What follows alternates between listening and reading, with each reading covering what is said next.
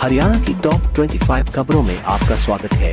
इस बुलेटिन के प्रायोजक हैं लक्ष्य कोचिंग क्लासेज सिरसा तथा मीडिया सहयोगी है भोगिया बेकरी गोरेवाला। नमस्कार, स्वागत है तेज हरियाणा के टॉप 25 खबरों की फटाफट बुलेटिन में। आइए आगे बढ़ते हैं टॉप 25 खबरों की ओर। यदि आपने अभी तेज हरियाणा को सब्सक्राइब नहीं किया तो जरूर करें। हरियाणा के सभी जिलों में धारा 144 लागू। हरियाणा सरकार ने पूरे प्रदेश में धारा 144 लागू करने का आदेश दिया है। वहीं इससे सोनीपत, हिसार, करनाल, पंचकुला सहित कई जिलों में धारा 144 जिले के उपायुक्त द्वारा लागू की गई थी। अब प्रदेश के मुख्य सचिव IS विजय वर्धन ने सभी जिलों में धारा 144 करने का आदेश दिया है।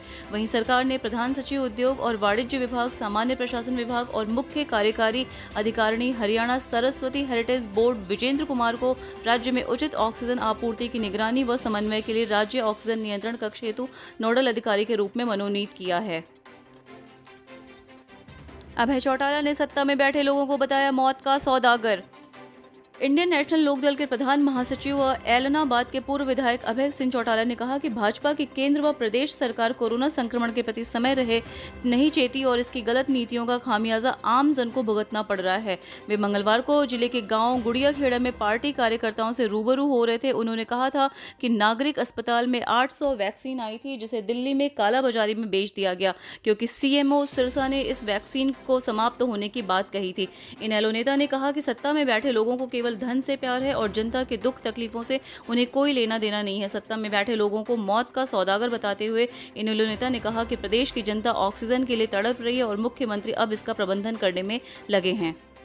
संदिग्ध परिस्थितियों में मिले युवक और युवती। मृत मिली युवती, नशे में पड़ा था युवक। अंबाला के बैंक रोड इलाके में उस वक्त दहशत का माहौल पैदा हो गया जब एक युवक और एक युवती निजी रेस्टोरेंट के बाहर संदिग्ध परिस्थितियों में पड़े हुए मिले। सूचना मिलने के बाद पुलिस मौके पर पहुंची और पाया गया कि युवती के सिर में चोट लगने के कारण मौत हो गई जबकि युवक नशे की हालत में पड़ा हुआ था। मिली जानकारी के मुताबिक युवक और युवती एक ही गाँव के बताए जा रहे हैं। कोरोना को देखते हुए लोग आ रहे हैं आगे, लगाए गए प्लाज्मा और रक्तदान शिविर। जिस प्रकार से कोरोना संक्रमण के मरीज बढ़ते जा रहे हैं वैसे वैसे प्लाज्मा की जरूरत भी बढ़ती जा रही है। प्लाज्मा की जरूरत को देखते हुए बीजेपी के युवा मोर्चा टीम आगे आ गई। बता दें कि बीजेपी युवा मोर्चा फरीदाबाद में डिवाइल चैरिटेबल प्लाज्मा बैंक में प्लाज्मा शिविर लगाया। इस मौके पर युवा मोर्चा के अध्यक्ष पंकज सिंगला व महामंत्री सचिन ठाकुर ने अपना प्लाज्मा दान देकर लोगों से अपील की कि हम सभी अपना प्लाज्मा दान देकर ज्यादा से ज्यादा लोगों का जीवन बचाने का नेक कार्य कर सकते हैं। हरियाणा पुलिस की पहल अपने संक्रमित कर्मियों के लिए स्थापित करेगी कोविड देखभाल केंद्र। हरियाणा पुलिस ने कोविड-19 के बढ़ते संक्रमण को मद्देनजर फ्रंटलाइन योद्धा के रूप में डटे अपने कर्मियों के लिए पुलिस लाइनों में कोविड देखभाल केंद्र स्थापित करने का निर्णय लिया। इस आशय का निर्णय हरियाणा पुलिस महानिदेशक मनोज यादव की अध्यक्षता में बैठक में लिया गया। यह बैठक बढ़ते कोरोना संक्रमण के बीच कानून व्यवस्था सहित अन्य पुलिस कर्तव्यों पर डटे पुलिसकर्मियों की वर्तमान स्थिति की समीक्षा करने के लिए आयोजित की गई।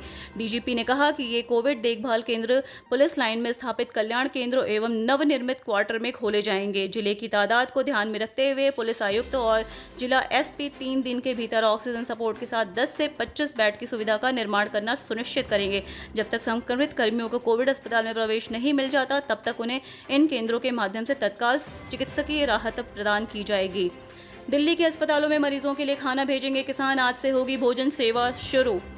दिल्ली के चारों ओर धरना जमाकर बैठे किसानों ने तय किया कि आपदा के चलते दिल्ली के अस्पतालों को रोजाना पैक्ड भोजन मुहैया करवाया जाएगा ताकि मरीजों को, जरूरतमंद को किसी तरह के भोजन के संकट से दो चार ना होना पड़े। इसके लिए गाजीपुर बॉर्डर से पहले ही भोजन सेवा शुरू हो चुकी है। अब मंगलवार से कुंडली और टिकरी बॉर्डर से वॉलंटियर यहां सेवा शुरू करेंगे। इस बीच संयुक्त किसान मोर्चा ने फिर से केंद्र सरकार को चेताया है कि वह महामारी का भय दिखाकर किसानों को जबरन उठाने की कोशिश ना करें। किसान यहां से अपना हक लिए।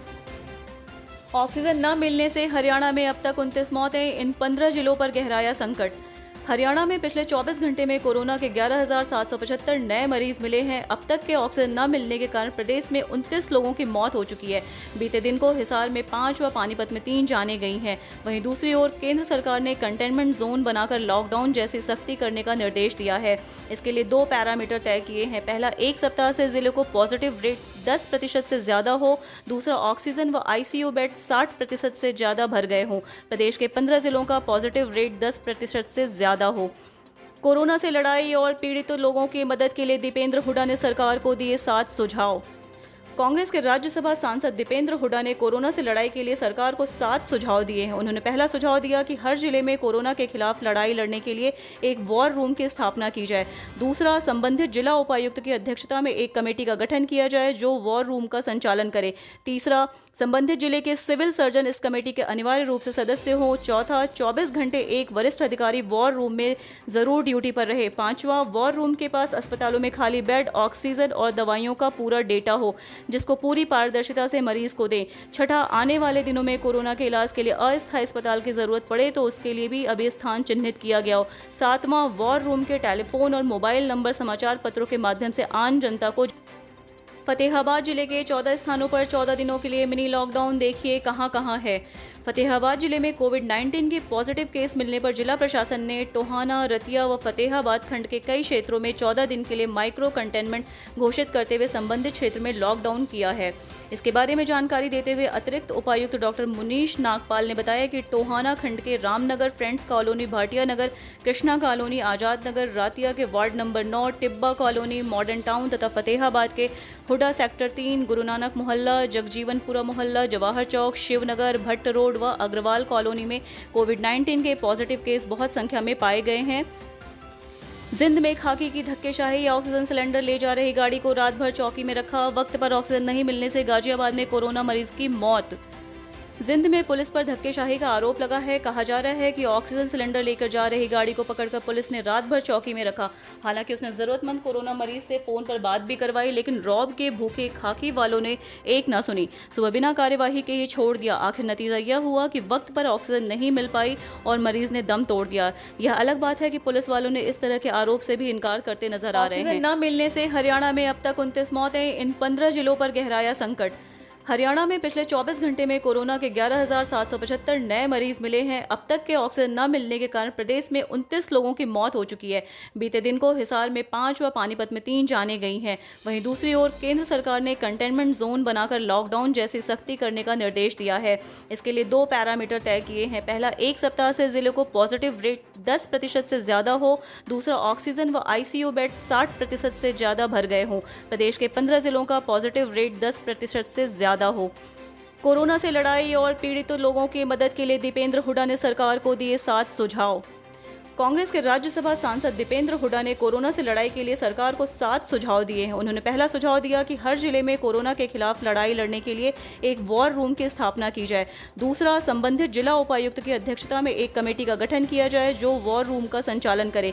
तीसरा, संबंधित जिले के सिविल सर्जन इस कमेटी के अनिवार्य रूप से सदस्य हों। चौथा, 24 घंटे एक वरिष्ठ अधिकारी वॉर रूम में जरूर ड्यूटी पर रहे। पांचवा, वॉर रूम के पास अस्पतालों में खाली बेड, ऑक्सीजन और दवाइयों का पूरा डेटा हो जिसको पूरी पारदर्शिता से मरीज को दें। छठा, आने वाले दिनों में कोरोना के इलाज के लिए अस्थायी अस्पताल की जरूरत पड़े तो उसके लिए भी अभी स्थान चिन्हित किया गया हो।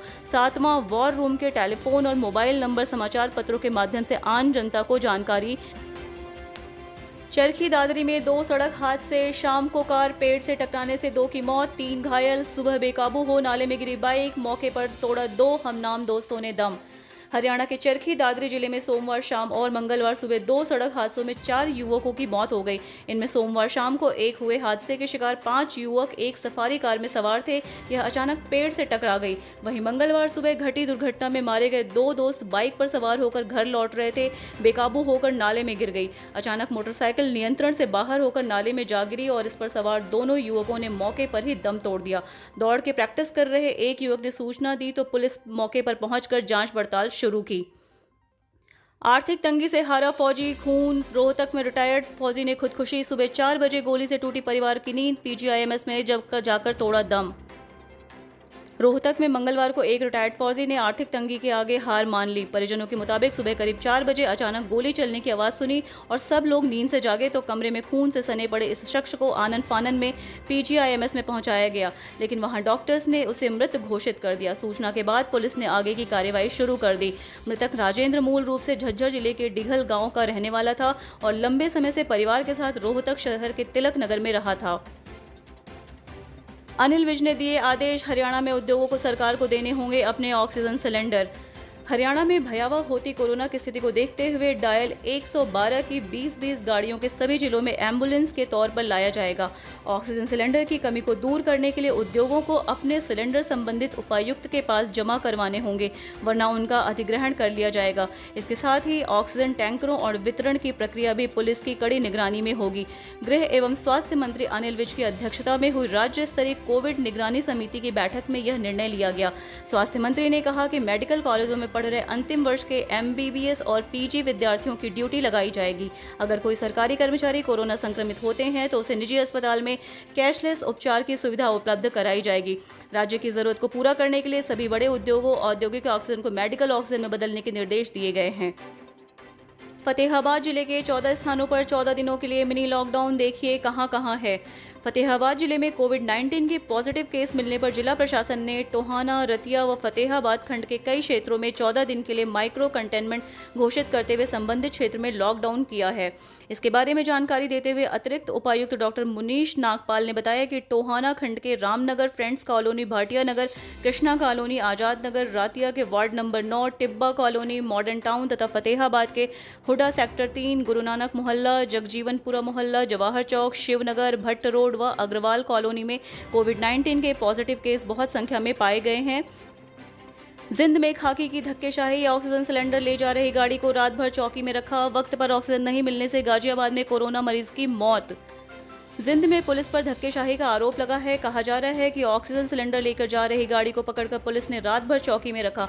हालांकि उसने जरूरतमंद कोरोना मरीज से फोन पर बात भी करवाई, लेकिन रौब के भूखे खाकी वालों ने एक ना सुनी। सुबह बिना कार्यवाही के ही छोड़ दिया। आखिर नतीजा यह हुआ कि वक्त पर ऑक्सीजन नहीं मिल पाई और मरीज ने दम तोड़ दिया। यह अलग बात है कि पुलिस वालों ने इस तरह के आरोप से भी इनकार करते नजर।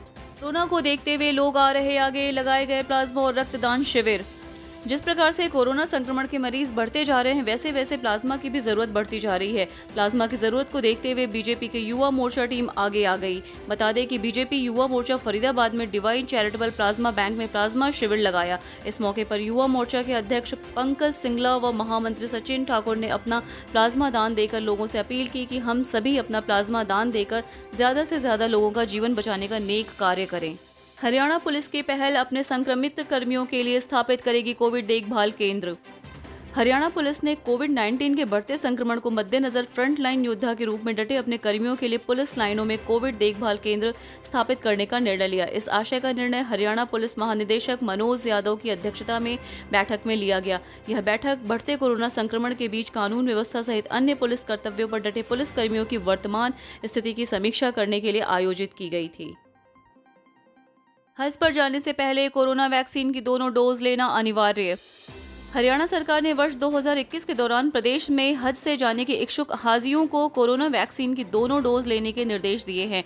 हरियाणा राज्य हज कमेटी के एक प्रवक्ता ने यह जानकारी देते हुए बताया कि हज मंत्रालय सऊदी अरब से सरकार ने सूचित किया है कि हज के लिए ऑनलाइन आवेदन करने वाले आवेदकों के लिए हज पर जाने से पहले कोरोना वैक्सीन की दोनों डोज लेना अनिवार्य है। उन्होंने बताया कि हाजियों को वैक्सीन की पहली डोज सऊदी अरब जाने से पहले और दूसरी डोज सऊदी अरब जाने के समय लेनी होगी। उन्होंने बताया कि कोरोना वैक्सीन के प्रमाण पत्र के बिना सऊदी अरब जाने की इजाजत नहीं होगी।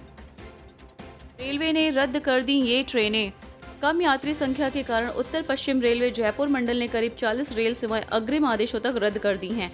इनमें नारनौल ट्रैक से रेवाड़ी फुलेरा के बीच चलने वाली 2 रेल सेवाएं भी शामिल हैं, जबकि इस ट्रैक पर दोपहर को 3:15 बजे रेवाड़ी को जाने वाली एवं रेवाड़ी से शाम 7:45 बजे नारनौल पहुंचने वाली पैसेंजर गाड़ी को फिलहाल जारी रखा गया है। बीकानेर मंडल के वरिष्ठ वाणिज्यिक प्रबंधक अनिल रैना ने बताया कि कोविड-19 की वर्तमान परिस्थितियों को ध्यान में रखते हुए तथा कम यात्री भार के कारण 40 रेल सेवाओं को अगले आदेश तक रद्द किया जा रहा है। उन्होंने बताया कि गाड़ी संख्या 097034 सीकर लोहारू 28 अप्रैल से 09728 रेवाड़ी सीकर 27 से तथा 28 अप्रैल से 09727 सीकर रेवाड़ी सहित कुल 40 रेल सेवाएं अग्रिम आदेशों तक रद्द रहेंगी। दिल्ली के अस्पतालों में मरीजों के लिए खाना भेजेंगे किसान, आज से होगी भोजन सेवा शुरू। दिल्ली के चारों ओर धरना जमाकर बैठे किसानों ने तय किया है कि आपदा के चलते दिल्ली के अस्पतालों को रोजाना पैक्ड भोजन मुहैया करवाया जाएगा ताकि मरीजों और जरूरतमंद को किसी तरह के भोजन के संकट से दो चार ना होना पड़े। इसके लिए गाजीपुर बॉर्डर से पहले ही भोजन सेवा शुरू हो चुकी है। अब मंगलवार से कुंडली और टीकरी बॉर्डर से वॉलंटियर यह सेवा शुरू करेंगे। इस बीच संयुक्त किसान मोर्चा ने फिर से केंद्र सरकार को चेताया कि वह महामारी का भय दिखाकर किसानों को जबरन उठाने की कोशिश ना करें। किसान यहां से अपना हक लिए बिना नहीं जाएंगे।